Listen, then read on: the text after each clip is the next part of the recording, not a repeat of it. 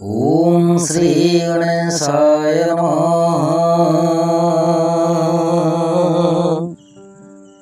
जगदानंदकंदाय प्रणतार्थे हराय नीलाचलनिवासाय जगन्नाथाय ते नमः। शरणागतनार्तो परित्राय परायणे सर्वसार्थी हरे भगवती ओ नारायणी नमः भगवती शरण। दर्शक बंधु, 12 अधिपति शनेश्वर महाग्रह एवं इष्टदेवी माँ भगवती दक्षिणेश्वरी काली को नमन कर जानिबा आजिर राशिफल विषय। सर्वप्रथमे जानिबा आजिर राशि नक्षत्र तथा पंचांग विषय। आज ज्येष्ठ मास शुक्लपक्ष इंग्राजी तारीख जून मास 22 तारीख 2024 मसीहा शनिवार। आज देवस्नान पूर्णिमा। मूला नक्षत्र धनचंद्र शुक्ल जोग बवकरण प्रातः 6 घंटा 38 मिनिट पर बालवकरण भोग हेब। जोगिनी वायव्य कोण आज वृष सिंह कन्या राशि घात 12 एवं तुला और कुंभ राशि घात चंद्र। राहु काल दिवा 8 घंटा 31 मिनिट दिवा 10 घंटा 10 मिनिट मध्य। महेंद्र बेला रात्रि 9 घंटा 7 मिनिट रात्रि 9 घंटा 58 मिनिट मध्य। राहु काल में कौन आनुष्ठानिक मांगलिक शुभ कार्य करने शास्त्र सम्मत नुहे। एणुक महेंद्र बेलाटी सर्वोत्तम, कारण महेंद्र बेलाटी श्रीहरि विष्णु अति प्रिय बोली शास्त्र मार्गदर्शन करिथाए। आजिर ग्रह स्थिति मंगल मेष राशि, शुक्र बुध एवं बृहस्पति वृष राशि, रवि मिथुन राशि, केतु कन्या राशि, चंद्र धनु राशि, शनि कुंभ राशि एवं राहु बृहस्पति साधारण राशि मीन राशि गोचर करेंगे। दर्शक बंधु, राशिफल जानिबा आगुरु जानिबा आजिर दिव्य चिंतन विषय। दिव्य चिंतन रे अच्छी 2टी प्रश्न। प्रथम प्रश्नटी होछि जन्म जातक जदि लग्न रे राहु एवं चंद्र रही था क्यों प्रकार फल प्रदान करि थांती। द्वितीय प्रश्न जातक रे अष्टम स्थान रे रवि चंद्र एवं शनि जदि रही थांती ताहेले क्यों प्रकार फल दे थांती। दर्शक बंधु, जन्म जातक रे रवि एवं चंद्र ही होछंती मुख्य भूमिका ग्रहण करुथिबा ग्रह, जी कि जन्म जातक प्रति 100% फल प्रदान करिथांती। ज्योतिष शास्त्र रीतिनीति नियम अनुसार अष्टम स्थान रे जदि रवि एवं चंद्र अवस्थान करती ताहेले रवि एवं चंद्र को अष्टम स्थान दोष लगी न थाए। तत्संगे शनि जदि अष्टम स्थान रे अवस्थान करती ताहेले जन्म जातक को दीर्घ परमायु प्रदान करिथांती। किंतु अष्टम स्थान हेउछि जन्म जातक रे प्रत्येक क्षेत्र ठारू दुस्थान हेउछि अष्टम स्थान। दर्शक बंधु, अष्टम स्थान रे जो ग्रह भी अवस्थान करती अष्टम स्थान फल देवाई से ही ग्रहटी बाध्य हो जाती।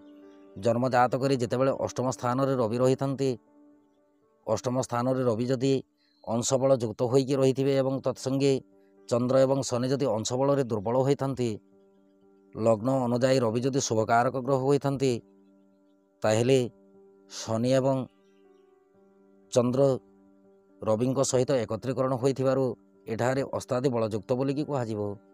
किंतु अष्टम स्थान रे रवि जेतेबेले लग्न प्रति शुभकारक ग्रह होता कि जोगकारक ग्रह होता अष्टम स्थान समस्त प्रकार अशुभत्व को विनाश करिकी जन्म जातक प्रति शुभफल प्रदान करिथांती।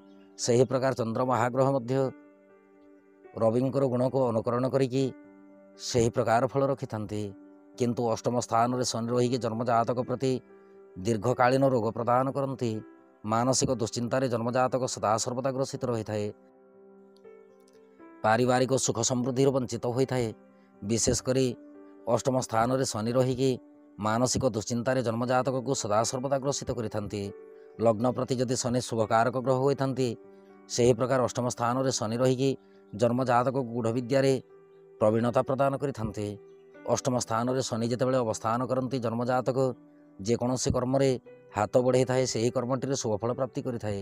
କିନ୍ତୁ ମନ ଭିତରେ ସଦାସର୍ବଦା ଦୁଶ୍ଚିନ୍ତା ରହିଥାଏ। ଯେକୌଣସି ଭାବନାରେ ଜନ୍ମଜାତକ ଗ୍ରସିତ ହୋଇକି ଭ୍ରମିତ ଚିନ୍ତାଧାରା ଭିତରେ ଜୀବନଯାପନ କରିଥାଏ। ଦର୍ଶକ ବନ୍ଧୁ, ଜନ୍ମଜାତକରେ ରବି ଯଦି ବଳବାନ ଅବସ୍ଥାରେ ରହିଥାନ୍ତି ଏବଂ ଚନ୍ଦ୍ର ଶନି ଦୁର୍ବଳ ଅବସ୍ଥାରେ ରହିଥାନ୍ତି, ତାହେଲେ ଜନ୍ମଜାତକରେ ରବିଙ୍କର ଠାରୁ ଶୁଭଫଳ ମିଳିଥାଏ। କିନ୍ତୁ ରବି ଚନ୍ଦ୍ର ଯଦି ଏକତ୍ରୀକରଣ ଅବସ୍ଥାରେ ଶନିଙ୍କ ସହିତ ଦୁର୍ବଳ ସ୍ଥିତିରେ ରହିଥାନ୍ତି, ଶନିଙ୍କର ପ୍ରଭାବଟି ବଳବାନ ହୋଇଥାଏ। ଚନ୍ଦ୍ର ଯଦି ସବଳ ରହିଥାନ୍ତି ତାହେଲେ ଅସ୍ତବଳ ହୁଅନ୍ତିନି। ଶନି ଯଦି ବଳବାନ ହୋଇଥାନ୍ତି ରବିଙ୍କ ଦ୍ୱାରା ସିଏ ଅସ୍ତ ହେବେ ନାହିଁ। କିନ୍ତୁ ରବି ଏବଂ ଶନି ଯେକୌଣସି ଗୋଟିଏ କ୍ଷେତ୍ରରେ ଅବସ୍ଥାନ କରନ୍ତି, ପିତା ପୁତ୍ର ଭିତରେ ବୈରତା ଭାବ ଜାତ କରନ୍ତି। ପରିବାର ମଧ୍ୟରେ ସମସ୍ତଙ୍କ ଠାରେ ଗୋଟିଏ ଅଶାନ୍ତିର ବାତାବରଣ ପୃଥକ ପୃଥକ ଦେଖିବାକୁ ମିଳେ।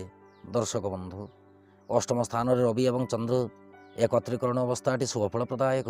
କିନ୍ତୁ ଶନିଯୁକ୍ତ ହେତୁ ଇଏ ଶୁଭକାରକ ନୁହନ୍ତି। କିନ୍ତୁ ଅଂଶବଳ ଅନୁଯାୟୀ ଫଳାଫଳ ନିରୂପଣ କରିବାକୁ ହୁଏ। ଆପଣ ଲଗ୍ନ ବିଷୟବସ୍ତୁ ନେଇକି କିଛି ଲେଖି ନାହାନ୍ତି।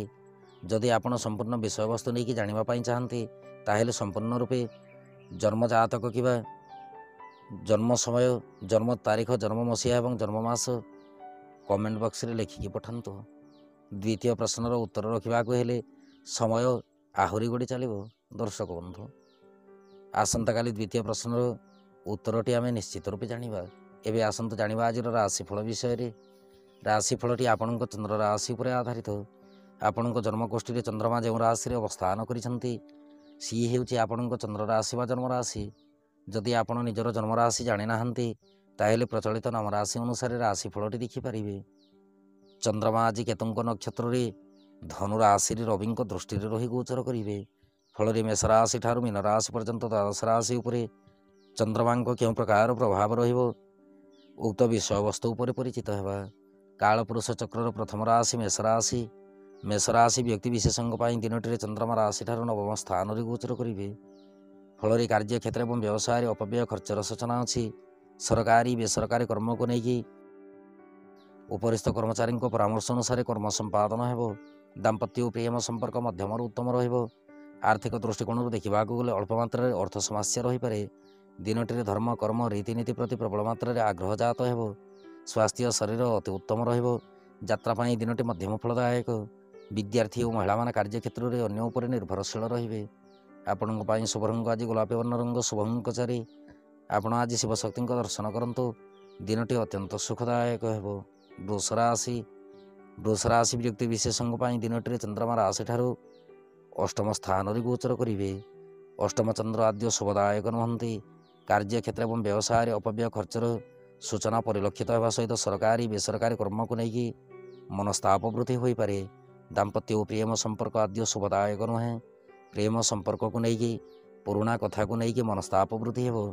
ଆର୍ଥିକ ଦୃଷ୍ଟିକୋଣରୁ ଦେଖିବାକୁ ଗଲେ ଆର୍ଥିକ ସ୍ଥିତି ଦୁର୍ବଳ ରହିବା ସହିତ ଦିନଟିରେ ମୂତ୍ରାଶୟରେ ପୀଡ଼ା ଅନୁଭବ ହୋଇପାରେ। ସ୍ୱାସ୍ଥ୍ୟ ଶରୀର ପ୍ରତି ଯତ୍ନଶୀଳ ରୁହନ୍ତୁ। ଯାତ୍ରା ପାଇଁ ଦିନଟି ବିଶେଷ ସୁଖଦାୟକ ନୁହେଁ। ରାସ୍ତାଘାଟରେ ଯିବା ଆସିବା ସମୟରେ ସଦାସର୍ବଦା ସତର୍କତା ଅବଲମ୍ବନ କରନ୍ତୁ।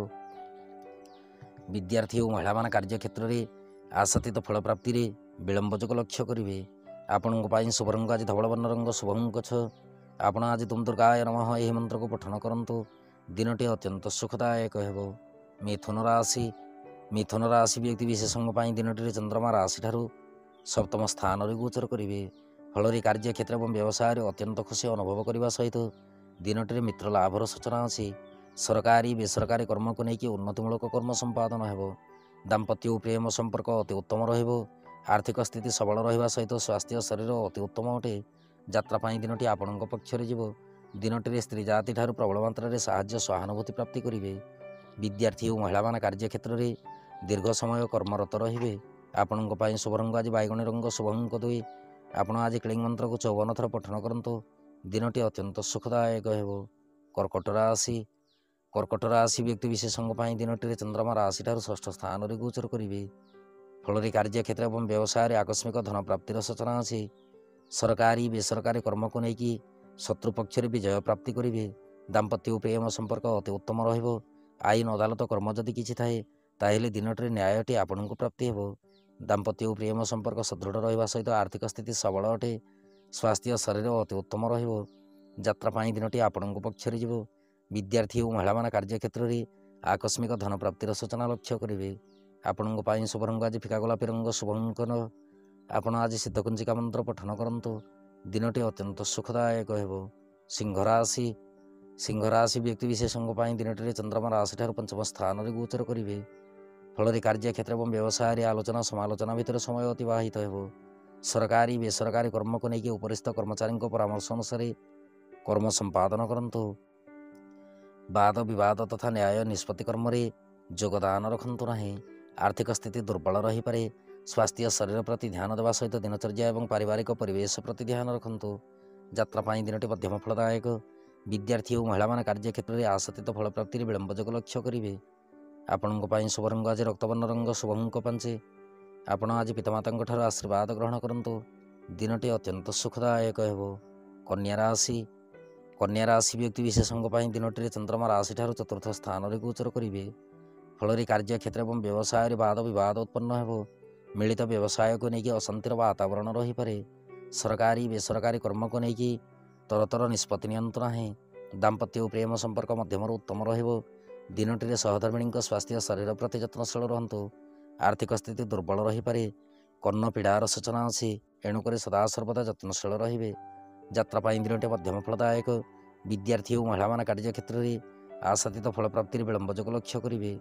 आपण शुभ रंग आज सबुजवर्ण रंग शुभंक 8। आपण आज देवी मंदिर में घृतदीप अर्पण करूँ। दिनटी अत्यंत सुखदायक हो।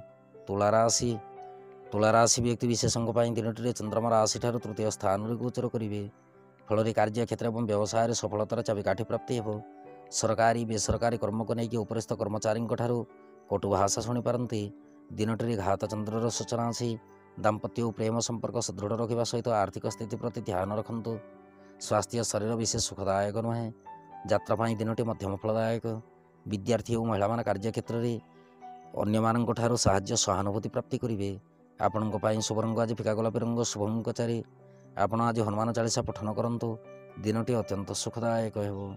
बिछा राशि व्यक्ति विशेष दिनटी चंद्रमा राशि ठार द्वितीय स्थान में गोचर करेंगे। फल कार्यक्षेत्र और व्यवसाय बाधा विघ्नर सूचना अच्छी। सरकारी बेसरकारी कर्म को लेकिन नीरव भाव सदा सर्वदा लक्ष्य करेंगे। दाम्पत्य और प्रेम संपर्क मध्यम उत्तम रहिबो। प्रेम संपर्क को लेकिन दूरयात्रार सूचना परिलक्षित हुए। आर्थिक स्थिति दुर्बल रही पारे। स्वास्थ्य शरीर प्रति ध्यान रखु। यात्रा दिनटी मध्यम फलदायक।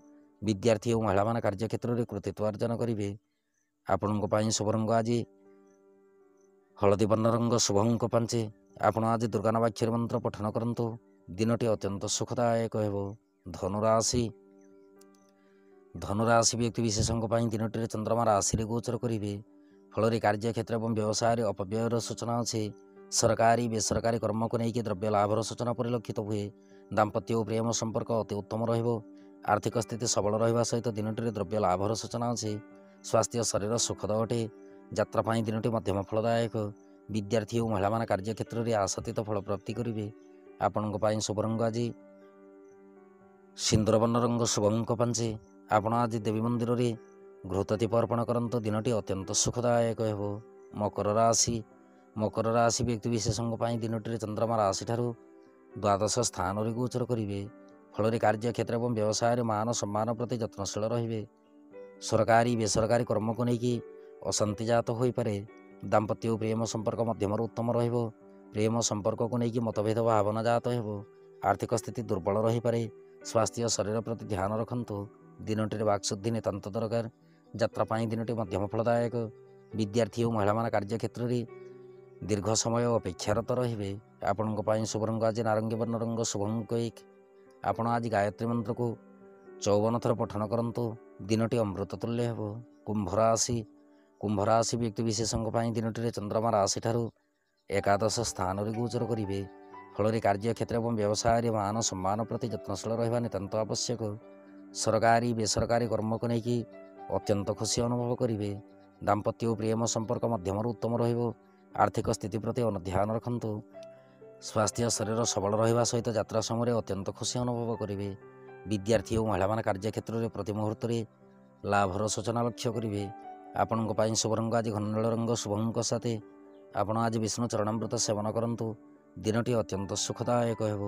ମୀନ ରାଶି ବ୍ୟକ୍ତିବିଶେଷଙ୍କ ପାଇଁ ଦିନଟିରେ ଚନ୍ଦ୍ରମା ରାଶିଠାରୁ 10ମ ସ୍ଥାନରେ ଗୋଚର କରିବେ।